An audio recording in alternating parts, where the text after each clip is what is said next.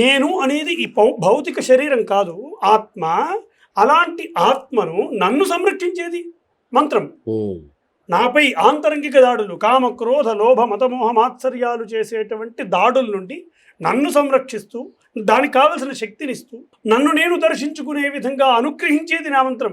అంతే తప్ప ఇట్లాంటి భౌతిక విషయాల పట్ల కాదు, భౌతిక విషయాల పట్ల చరించదు నా మంత్రం. అద్భుతంగా చెప్పారు గురుగారు. అయితే నా సందేహం ఏంటంటే, మరి అలాంటి మంత్రాలను మీరు అంటే బ్రాహ్మణులు కావచ్చు, ద్విజులు కావచ్చు, ఎవరైనా నీకు కారు వస్తుంది, నీకు ఇల్లు వస్తుంది, నీకు సంతానం కలుగుతుంది అని చెప్పి యజ్ఞ యాగాదులని, హోమాలని, జపాలు తపాల పేరుతోటి ఎందుకు? అది మోసం కాదా అది చేయడం? మరి కాదండి. ఇప్పుడు మీరు ఒక కోరిక కోరుకోండి, ఏదైనా కోరుకోండి. ఓకే, మా ఛానల్ బాగుండాలి, మీరు మనసు కోరిక కోరుకున్నారు, ఏదో కోరిక కోరుకున్నారు, కోరికను చూపించలేరు. అవును. కోరుకున్న దాన్ని కాకుండా కోరికను చూపించగలరా? మీ కోరిక ఏమిటో, ఎలా ఉంటుందో, దాని రంగు ఏమిటో, రుచి ఏమిటో, చిక్కదనం ఏమిటో చూపించగలరా? లేదు కదా. కోరికను చూపించలేను నేను, అది మనస్సులో పుట్టేది. ఇప్పుడు మీకు చెప్తాను, ఉదాహరణ చెప్తా. ఒక చెట్టు దగ్గరికి మీరు వెళ్ళారు, పైన పండు కనబడుతుంది, ఆ పండుని మీరు తినాలి అని అనుకున్నారు. తినాలి అని అనుకోవడం కోరిక. రైట్. అర్థమైనా? ఈ కోరిక ఎక్కడి నుంచి పుడుతుంది? మనలో ఉన్నటువంటి మోహానికి పుట్టే సంతానమే కోరికలు. ఓకే. అయితే ఈ కనబడుతున్నటువంటి పండుకు రూపం ఉంది, అది ఆధారమై ఉన్నటువంటి చెట్టుకు రూపం ఉంది, అది ఆధారమై ఉన్న చెట్టుకు రూపం ఉంది, అది తినేటువంటి నాకు రూపం ఉంది. కానీ ఆ తినే సమయంలో నేను పొందుతున్నటువంటి అనుభూతికి రూపం లేదు. ఓకే కదా. కోరికకు రూపం లేదు, అనుభూతికి రూపం లేదు. ఏదో బాగుంది అని ఇలా అలా అన్నప్పటికీ అది దానికి రూపం లేదు కదా. దీనికే మన మహర్షులు ఏం చేశారంటే దైవత్వాన్ని ఆపాదించారు. ఈ మనస్సులో పుట్టినటువంటి కోరికను కామ లేదా ఇచ్ఛ అని సంబోధించారు, లేదా ఈ అనుభూతిని అనుభవ అన్నారు. ఈ రెండింటికి దైవత్వాన్ని ఆపాదించారు. రైట్. అంటే ఎలా అంటే, ఇప్పుడు చెట్టు మీద ఉన్నటువంటి పండు ఉందనుకోండి, ఉంది కదా, దాన్ని తినడానికి మీరు ఏం చేస్తారు? చెట్టు ఎక్కుతానో లేదంటే ఖచ్చితంగా కోయకుండా రాదు కదా. చేతికి అందేట్టుగా ఉంటే చేతితో తెంచుకొని తింటాం, లేదా పైన ఎక్కడో ఉంటే ఎక్కే శక్తి ఉంటే ఎక్కుతాం, లేదా శక్తి లేదనుకోండి ఏ కర్రతోటో కొడతాం, ఏ రాయితోనూ కొడతాము, లేదా ఏదో రకంగా అనేక రకాల ప్రయాసాలు చేసి దాన్ని మనం తీసుకుంటాం కదా. అదే ఈ పండు తినడానికి మనం చేస్తున్నటువంటి ఈ ప్రయాస ఏదైతే ఉందో, దీన్నే హైందవ ధర్మం ఏం చెప్పింది అంటే దీన్నే యజ్ఞము అన్నది. నేను పండు తినడానికి చేస్తున్నటువంటి ఈ ప్రయాస మొత్తం దీన్నే యజ్ఞము అని సంబోధించింది. ఇక్కడ చాలా మందికి చాలా ప్రశ్నలు వస్తాయి, మామూలుగా వితండంగా. ఏమేమి ప్రశ్నలు అంటే, ఏమండి నాకు కదా స్వతహా శక్తి ఉంది, నా శరీరంలో శక్తి ఉన్నప్పుడు, నేను కదా శ్రవించి పైకి చెట్టెక్కుతున్నప్పుడు నేను ఎందుకండి భగవంతుడికి పూజించాలి? నా శక్తి ఉన్నప్పుడు నేను ఎందుకు పూజ చేయాలి భగవంతుడికి కదా? నేను శ్రమిస్తే కదా నాకు పంట వస్తుంది, నేను ఎందుకు ఆ సమయంలో భగవంతుడికి పూజ చేయాలి? ఇది సూపర్ ప్రశ్న. ఇట్లా ఇదొక ప్రశ్న. అలాగే ఇప్పుడు నా కుమారుడు ఉన్నాడు, వాడు రాత్రింబగళ్ళు శ్రమించి కష్టపడి చదువుకుంటే కదా వాడికి ర్యాంక్ వచ్చేది.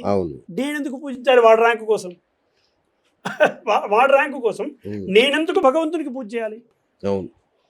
అదే ర్యాంకుతో వాడు ఉత్తమమైనటువంటి ఉద్యోగాన్ని సంపాదించుకుంటూ ఉంటే ఆ ఉద్యోగం కోసం అది ఎట్లా వచ్చింది వాడికి? వాడు శ్రమిస్తే రాత్రింబగళ్ళు శ్రమించి చదువుతే కదా ఉద్యోగం వస్తుంది. దానికి నేను ఎందుకండి భగవంతుడికి పూజ చేయాలి?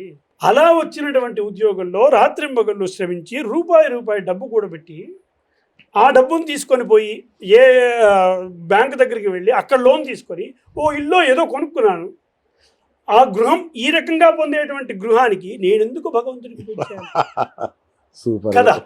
ఎలా వస్తున్నా నాకు? నేను శ్రమిస్తే కదా వస్తున్నాను. పోనీ నేను భగవంతుడికి పూజ చేయడం వల్ల అవేమన్నా నేను శ్రమించకుండా ఆగాల్సి వస్తుందా?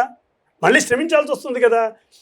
కానీ అలాగే ఇవన్నీ చూసి నన్ను చేసుకోవడానికి వస్తున్న ఓ భార్య ఏదో నన్ను ఆస్తులు చూసి, లేదా నా గుణగణాలు చూసి, నా యొక్క స్థితి చూసి నన్ను పెళ్లి చేసుకోవడానికి ఎవరో వస్తున్నారు.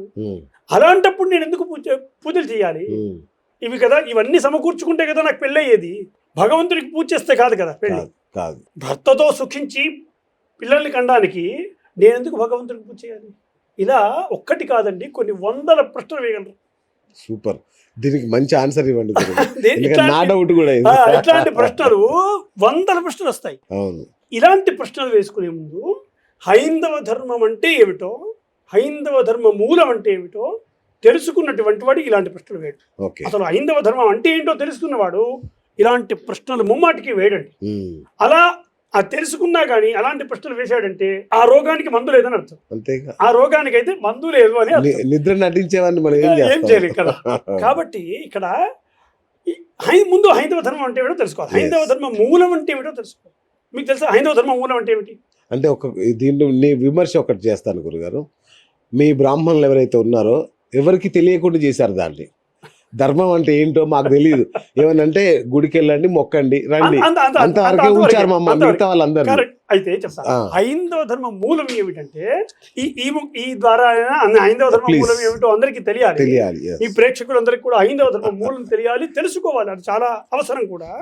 హైందవ ధర్మ మూలం భక్తి, భక్తి, శరణాగతి, కృతజ్ఞత, త్యాగం. ఈ 4 హైందవ ధర్మానికి 4 పిల్లర్ల వంటివి. భక్తి, శరణాగతితో ఉండటం. ఎలా అంటే ఇప్పుడు వాళ్ళు వేసిన ప్రశ్నే అనుకుందాం, అలాంటి పనికిమాలిన ప్రశ్నలకే చెట్టెక్కే శక్తి నాకున్నప్పుడు నేను ఎందుకు భగవంతుడికి పూజ చేయాలి? హైందవ ధర్మం ఏమంటుందంటే చెట్టెక్కే శక్తి నాకు ఎవరిచ్చారు? నాకెవరిచ్చారు? నీ వంటూ శక్తి ఇవ్వకపోతే నేను ఎక్కడున్నాను? నీవెక్కడ? అమ్మా నాన్న ద్వారా వచ్చిన అదేనండి. అమ్మా నాన్నకైనా శక్తి ఎవరిచ్చారు? వాళ్ళనైనా సృష్టించింది వాళ్ళ శక్తి, వాళ్ళకి కూడా శక్తిని ఇచ్చింది భగవంతుడే కదా. వాళ్ళకి ఇచ్చినటువంటి శక్తిని ఆయనే ఇచ్చాడు. ఈ శక్తి నాకు అంటూ నువ్వు ఇయ్యకపోతే హైందవ ధర్మం యొక్క నీవంటూ నాకు శక్తిని ఇవ్వకపోతే నాకిక్కడిది శక్తి. ఇది ఒక భక్తి, శరణాగతి. నీవంటూ లేకపోతే నేనెక్కడున్నాను? నీవంటూ నన్ను సంరక్షించకపోతే నీవిచ్చినటువంటి శక్తితో భగవంతుడా చెట్టెక్కుతున్నా, కాబట్టి జై శ్రీరామ్. నీవిచ్చిన శక్తే, నీ ఇచ్చిన శక్తితో నేను చెట్టెక్కుతున్నా. చూడండి హనుమంతుల వారికి ఆయనకు శక్తి, ఆయనకు స్వతహా లంకను దాటగలే శక్తి ఆయనకు ఉన్నది, స్వతహానే ఉన్నది. అయినా తను భగవంతుడైనా తనకు తెలిసిన మరి అంతకంటే గొప్పవాడైనటువంటి రాముడికి నమస్కారం చేసి ఆయన ఆశీర్వాదం తీసుకొని ఆయన లంకకు ప్రయాణం ఆయన వెళ్ళాడు, దాటాడు. అలాగే రామచంద్రుల వారు వెళ్ళేటప్పుడు కూడా ఆయన భగవంతుడని ఆయనకు తెలిసిన ఆయన శంకరుణ్ణి పూజించి నారాయణుడిని పూజించి అక్కడి నుండి వెళ్ళాడు ఆయన. అంటే హైందవ ధర్మం అది శరణాగతి చెప్తుంది. నీవంటూ లేకపోతే నేనెవరిని? నాకంత స్థితి లేదు. అది హైందవ ధర్మం యొక్క మూలం. నీవిచ్చినటువంటి శక్తితో నేను చెట్టు దాకా వచ్చాను, చెట్టు ఎక్కగలిగాను. నీవు సంరక్షించడం వల్లే నేను పండు దాకా రాగలిగాను. నీవంటూ సంరక్షించకపోతే నేను పండు దాకా వచ్చేవాడినా? మధ్యలో కింద పడేవాడిని కాదు. నీవంటూ ఉన్నావు కాబట్టి నీవిచ్చినటువంటి భిక్షే ఈ పండు. అది కృతజ్ఞత, శరణాగతి భావం. నీవంటూ ఇవ్వకపోతే నేనెవరిని? నాకెక్కడుంది ఐడెంటిటీ? ఇది హైందవ ధర్మము యొక్క మూలం. అద్భుతం. హైందవ ధర్మ మూలం ఇది. నీవిచ్చిన పండుది, నీవు ఇచ్చినటువంటి భిక్ష.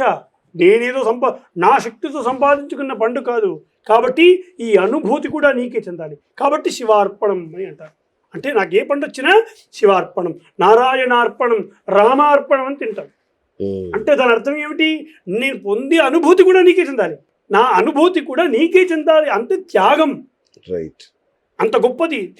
నేను పొందే అనుభూతిని కూడా నీకే ఏర్పడి అంతే. ఇప్పుడు చూడండి హైందవ ధర్మంలో పెద్ద పెద్ద యజ్ఞాల దగ్గర నుండి లక్షలు పోసి కోట్లు పోసి యజ్ఞాలు చేస్తుంటారు, యాగాలు చేస్తుంటారు. అదే కాకపోయినా మన ఇంట్లో చిన్న చిన్న పూజలతో సహితంగా పెద్ద పెద్ద యాగాల వరకు ఏమి చేసినా లాస్ట్కు ఏతత్ఫలం పరమేశ్వరార్పణమస్తు అని అంటారు. అంటే ఏమిటి? నేను చేస్తున్న ఫలమంతా, నాకు వచ్చిన ఫలమంతా నీకే. మళ్ళీ ఎంత పెద్ద యాగం చెయ్యని ఏతత్ఫలం పరమేశ్వరార్పణమస్తు, ఏతత్ఫలం శ్రీకృష్ణార్పణమస్తు అని అంటారు. అంటే నేను ఫలం సంపాదించుకుంది మళ్ళీ నీకే ఇచ్చేస్తున్నా. ఎందుకు? నాకెందుకు? నన్ను రక్షించేవాడు నీవు కదా, నీకు కావాలది.